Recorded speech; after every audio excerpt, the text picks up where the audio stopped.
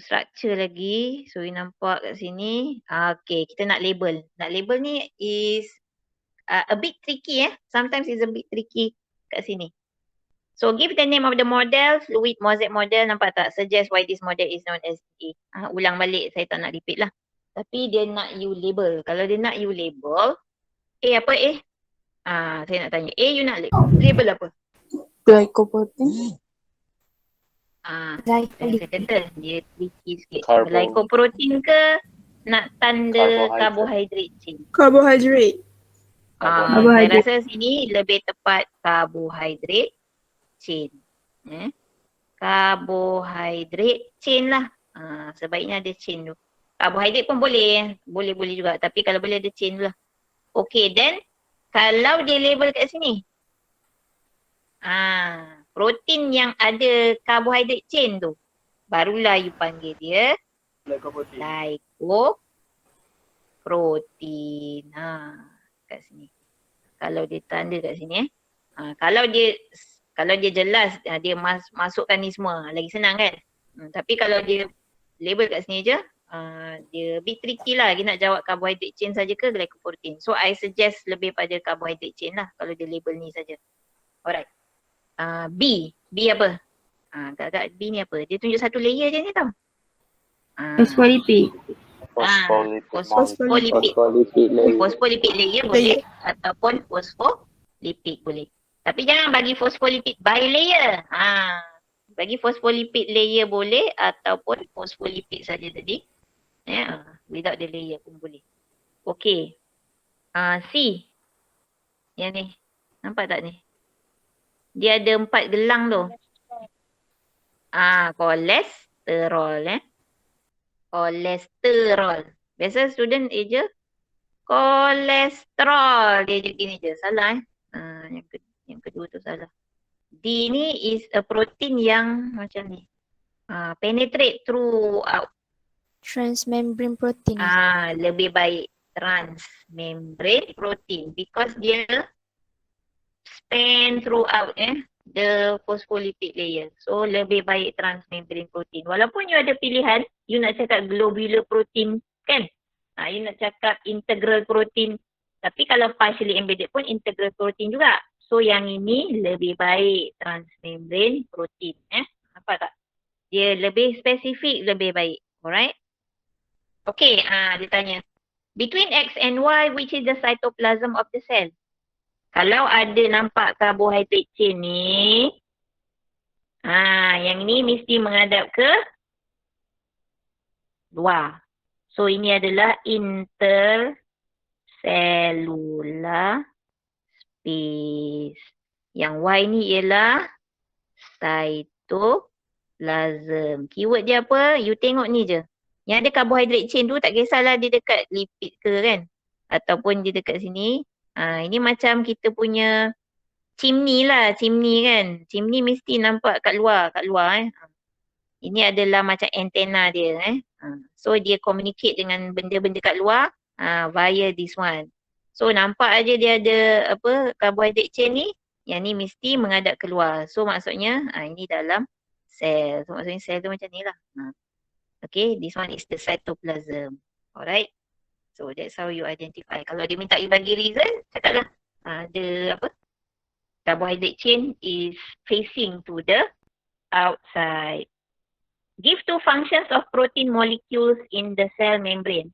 So protein tadi boleh jadi macam-macam function As identification tag. Yes. Identification tag tu lebih pada carbohydrate chain tu. Protein tu. Kalau dia tanya carbohydrate chain ni, yang tu yang lebih kita kata dia as identification tag. Macam kalau you kata for cell recognition protein boleh. Jangan bagi identification tag. Kalau identification tag ni yang ni je. Kalau you nak kata protein tu, act as cell recognition. Act as cell recognition protein. Dalam nota cakap apa? Itulah dia cakap Itulah cell recognition. Cell recognition protein kan? Okay. And then you boleh bagi lain. Apa lagi? Signal transduction. Ya? Signal transduction. For signal transduction boleh lagi apa? Ya Allah. Transport. Transport protein. Act as transport protein boleh. Lepas tu attachment site of cytoskeleton. Act as enzyme. Tu yang simple lah kan. Act as enzyme. Act as receptor proteins. Transport protein. Semua tu boleh. You bagi je lah mana-mana dua. Okay. Labeling ni dia tak berapa clear. So kalau we tengok dia label dengan huruf yang beza tapi dia tunjuk pada benda yang sama, nampak tak? Kalau tadi kan kita kata yang ni kita jawab carbohydrate chain kan? Tapi bila dia label dengan huruf yang berbeza, maksudnya dia refer pada benda yang berbeza. So yang ni sebenarnya, kalau saya nak komen lah soalan ni patutnya dia jelaskanlah Niha sebenarnya. Sebab apa ni tunjuk pada carbohydrate chain yang is attached to different substance kan. Kalau ni carbohydrate chain yang attached to the protein. So ini glycoprotein dia. So yang ni dia nak ni lah sebenarnya jawapan dia. Ni glycoprotein, so G is glycolipid. Sebab carbohydrate chain tu is attached to the phospholipid. E ni dia tunjuk satu layer saja kan. So E adalah phospholipid layer ataupun phospholipid saja pun boleh. Atau layer sini. F. F dia tunjuk pada ni kan. Protein yang. F ni apa? Transmembrane protein. Transmembrane protein. Boleh ke? Dia tunjuk dua-dua ni. Intrinsic. Yang fully embedded dengan yang partially embedded sekali dia tunjuk. Transmembrane. Boleh guna transmembrane. Kalau transmembrane yang penetrate throughout. Yang ini ya transmembrane protein. Ini betul transmembrane protein. Tapi ini tak. Because ni cuma partially embedded. Dia boleh tak angkut? Jadi you nak guna apa? Protein. Extrinsic. Lebih baik. Yes. Intrinsic protein. Lebih baik ni. Intrinsic protein. Sebab partially embedded ataupun fully embedded is both as intrinsic protein. Okay? Sebab apa? Kan tadi kita kata ions tak boleh lalu via phospholipid bilayer kan? Sebab dia yang ni cuma lipid soluble molecule saja yang boleh cross freely. Jadi kalau ions dia kena masuk via protein channel ni. Tapi kalau ion nak masuk macam ni boleh ke? Sekerat masuk lepas tu dia jumpa phospholipid. Dia dah tak boleh teruskan perjalanan dia dah. So that's why kita tak panggil protein yang ini, yang saya tandakan ni sebagai transmembrane protein because it cannot transport substances across membrane. Yang transmembrane adalah yang ni. Dan juga yang ni. Ni pun transmembrane protein. So hati-hatilah. Dia punya labeling ni kadang kena tengok betul-betul. Okay. So teruskan. Name E, F, G, H dah. Okay. Using arrow, show the hydrophilic and hydrophobic parts for E. Okay, yang E ni. Macam mana? Kepala. Yang hydrophilic lah. Okay, dia kena lukis arrow kan. So arrow, lukis balik kat sini. So yang kepala hydrophilic. Sebab ni phosphate head kan. Phosphate ni. Hydrophobic. Okay. Alright. Give functions of F and H. So apakah function dia? Tengok ulang-ulang soalan ni. Give functions of F and H. F tadi apa? F is intrinsic protein. Boleh act as enzyme. Dengan kata lain dia nak apakah function protein lah kan? Act as enzyme. Act as receptor protein. Boleh. Tapi boleh tak you nak bagi act as transport protein? Tu kena tengok juga. Boleh tak? Tak boleh lah kan? F, function F, apa? Function H apa? Jadi kat sini tak boleh suka-suka hati. F function dia you boleh guna act as enzyme tapi tak boleh cakap act as a transport protein because yang ini tak boleh transport protein. So bagi yang lain lah. Bukan semata-mata protein function semua you bagi. Tak boleh. You kena pilih-pilih juga. And then cell recognition. Ni untuk H adalah untuk cell recognition cell ataupun identification tag. Situ boleh. As identification tag ataupun for cell recognition. Ni contoh cell recognition, contohlah kat you punya B cell kan. Cell immunity kita kan. Kan ada antibody kat luar tu kan. Jadi nak kenal COVID ke apa ke tak COVID kan. Jadi dia act as identification tag. So dia yang bind tadi. Okay. So kena pilih mana-mana. So ini boleh ke bagi enzim tak apa? Tak sesuai lah. Jadi bagi yang ni sebab dia ada carbohydrate chain kat situ. Alright. Number 1. Statements listed below are portions of a cell theory except mana yang bukan part of cell theory. All cells have nucleus. No. All organisms are composed of cells. Nombor A tu betul tak? All cells have nucleus. Salah.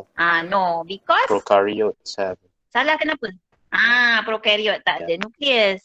Jadi A tu dah salah. So tak semua sel ada nukleus. Prokaryotes does not have nucleus. So A salah. Tapi objektif ni kadang you kena baca juga tau. Kadang kita confident data tu salah. Tapi kena baca sampai habis. Betul tak? Sebab jangan terus bila tengok terus jawab. Kadang-kadang dia ada dua yang mengelirukan. So all organisms are composed of cell. Ni betul lah kan? Because cells are the basic structural and functional unit of life. New cells arise from pre-existing cell. Betul lah. Okay, number 2. Which of the following clues would tell you whether a cell prokaryotic or eukaryotic? Maratu Syalihah. Cuba jawab. Nak panggil Mara je. Marah. Jangan marah. Nombor 2. Nombor 2. D. Betul. Confirm. Saya tak sure. Dia dah tak sure. Okay, kalau you kata presence or absence of ribosome. Prokaryote ada ribosome tak? Ada, tapi dia small cell. Ada. Tapi dia kecil. Betul. Ada, tapi dia kecil. Eukaryote ada ribosome. Ada. Dua-dua ada. So kalau ada tak ada ribosome, tak boleh lah membezakan sama ada ni prokaryote ke eukaryote. Cuma size dia saja kan yang kita boleh bezakan. Okay, B. The presence or absence of a rigid cell wall. Prokaryote ada cell wall tak? Ada. Ada kan? Dia ada Peptidoglycan. peptidoglycan cell wall. Cuma composition dia yang different. Eukaryotic ada cell wall tak? Ada cellulose. Sini depend. Eukaryotic ada yang ada cell wall, ada yang tak ada. Sebab plant cell ada cell wall kan? Tapi tak boleh lah kita kata ada cell wall, tak ada cell wall aja, cell prokaryotic ke eukaryotic kan? So B tu out lah. Because both pun ada cell wall. Ada yang tak ada yang eukaryotic. Whether or not the cell contains DNA. Prokaryote ada DNA tak? Ada. Fertilizing Ada kan? the cytoplasm. Okay. Eukaryote ada DNA tak? Ada. Cuma prokaryotik DNA dia bentuk bulat. Eukaryotik linear. Okay? So D, whether or not the cell is partitioned by internal membranes. So maksudnya ada membrane bounded organelle lah ni. Sel prokaryotik tak ada langsung. Eukaryotik ada. So D lah. D yang betul. Okay. Nombor 4. Mitochondrion and chloroplast share several common features. For example, A, each contains small amount of DNA. Betul tak A tu? Betul. Zarif Haikal? Ismail dia jawab. Zarif Haikal. Sorry madam. Each. A betul tak? Tu betul, dua-dua ada. Dua-dua ada kan? A betul. B betul. Neither are components of the endomembrane system. Okay, C? C tu salah. C tu salah. C tu tak sure. Okey, tak tak apa. pasti yang tu. Tak apa. Okey, semi-autonomous growth maksudnya dalam sel, contoh ni dalam sel kita ada mitokondria kan? Katalah kita ada 2. Contohlah, sel tu bila divide dia ada 2. So, bila sel tu lama-lama hidup, okey. Mitokondria ni boleh replicate kan tadi kan saya kata? Dia boleh banyakkan diri dia. Boleh duplicate because dia ada DNA. So dia boleh duplicate sendiri. Jadi walaupun sel tu tak divide, so mitokondria awak boleh berganda. So ini maksudnya semi-autonomous growth. Maksudnya sel tak divide tapi mitokondria tu boleh duplicate. So boleh tak dia buat ni? Boleh. Boleh sebab dia ada DNA dia sendiri. Saya kata dia punya division tak bergantung kepada sel ni. Sama ada sel tu divide ke tak. Tapi dia boleh replicatekan diri dia. Macam chloroplast pun sama. Because it has its own DNA. Jadi dia boleh duplicate inside the cell. Even though the cell is not dividing. Jadi ini kita panggil semi-autonomous growth. Automatic dia, separuh automatic lah. Maksudnya dia tak boleh menyebabkan sel tu divide tapi dia boleh membanyakkan diri dia dalam sel and reproduction tadi. So this is also true. A, betul. Neither are components of the endomembrane system. Okey, yang kat sini mungkin ada yang tak faham lah apa maksud endomembrane system. So endomembrane system is when you have a cell, okay, you ada nukleus kan double membrane kan saya kata. Nukleus double membrane. So dia ada nuclear pore kat situ. So daripada nuclear membrane, outer nuclear membrane ni, dia is actually continuous dengan rough endoplasmic reticulum.